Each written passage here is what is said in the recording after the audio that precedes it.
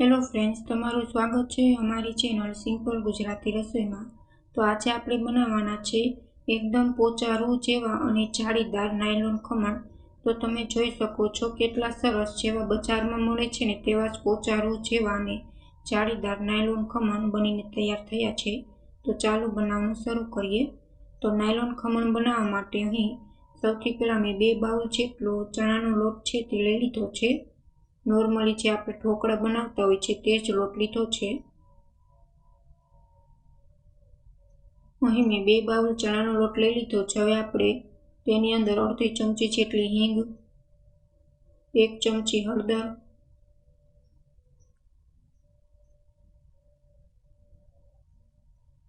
સ્વાદ અનુસાર મીઠું,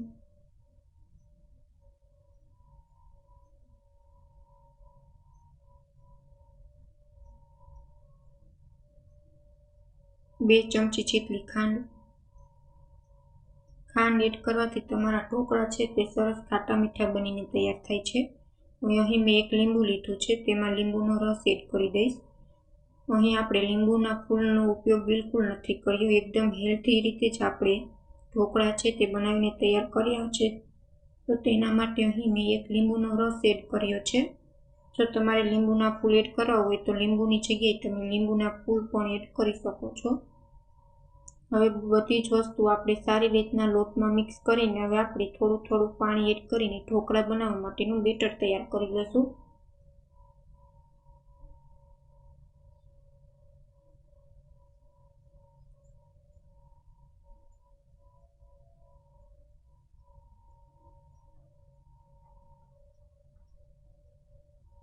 તો આપણું બેટર છે કાંક આવી રીતના આપણે બનાવીને તૈયાર કર્યું છે, એકદમ ઘટે નહીં અને એકદમ પાતળું નહીં તેવું બેટર તમારે તૈયાર કરવાનું છે।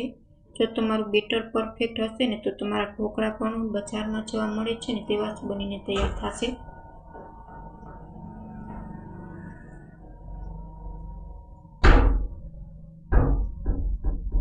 તો તમે જોઈ શકો છો એકદમ આપણું બેટર છે તે આવી રીતના બનીને તૈયાર થઈ ગયું છે।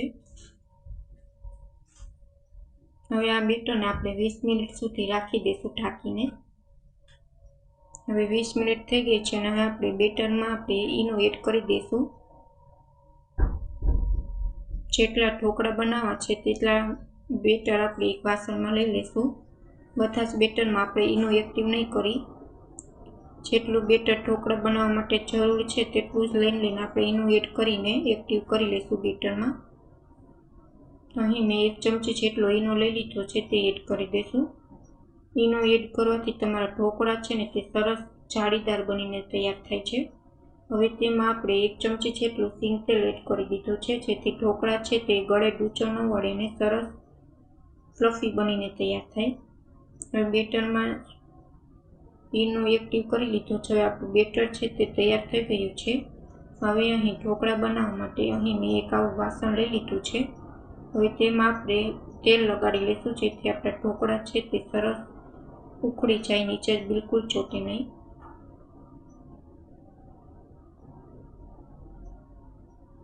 હવે આપણે બેટર તૈયાર કર્યું છે તે એડ કરી દઈશું। વાસણ છે તે આવું ઊંડું જ લેવાનું, જેથી ઢોકળા છે ને તે બજારમાં ચડે છે ને તેવા સાઇઝમાં બનીને તૈયાર થાય। હવે સ્ટીમર ગરમ થઈ ગયું છે। હવે આ ઢોકળાને આપણે 20 મિનિટ સુધી સ્ટીમ કરી લઈશું।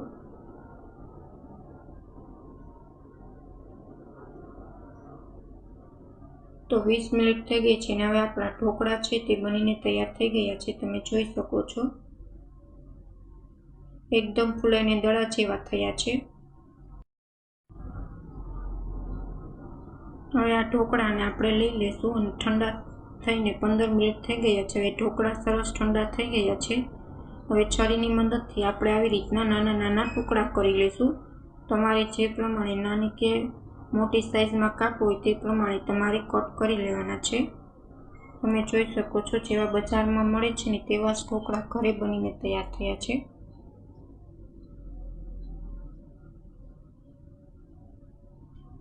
હવે જેટલું બેટર આપણું વધ્યું છે બધા જ બેટરને આવી રીતના આપણે ઢોકળા છે તે તૈયાર કરી લઈશું। તમે જોઈ શકો છો એકદમ જાળીદાર અને પોચા રૂ જેવા બનીને તૈયાર થયા છે। હવે અહીં બધા જ ઢોકળા મેં બનાવીને તૈયાર કરી લીધા છે। હવે ઉપરથી આપણે વઘાર એડ કરવાનો છે, તો તેના માટે અહીં મેં એક બર્તન લઈ લીધું છે, તેમાં 1 ચમચી તેલ લીધું છે। હવે તેલ આપણું ગરમ થઈ ગયું છે। હવે તેમાં 1 ચમચી રાઈ, અડધી ચમચી હિંગ, અહીં મેં 2 મરચાં સુધારીને લીધા છે તે એડ કરી દેશું।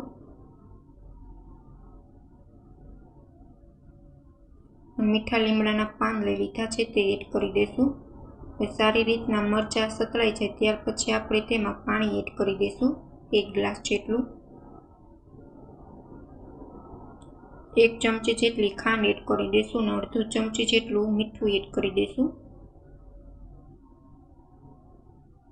હવે આપણે 1 ગ્લાસ જેટલું પાણી એડ કરીને પાણીને 2 થી 3 મિનિટ સુધી ઉકળવા દઈશું।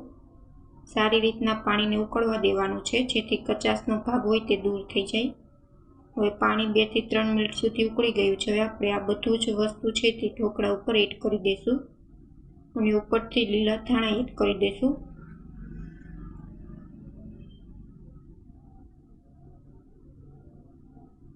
તો જેવા બજારમાં મળે છે ને તેવા જ ઢોકળા ઘરે બનીને તૈયાર થઈ ગયા છે। Thank you for my watching video.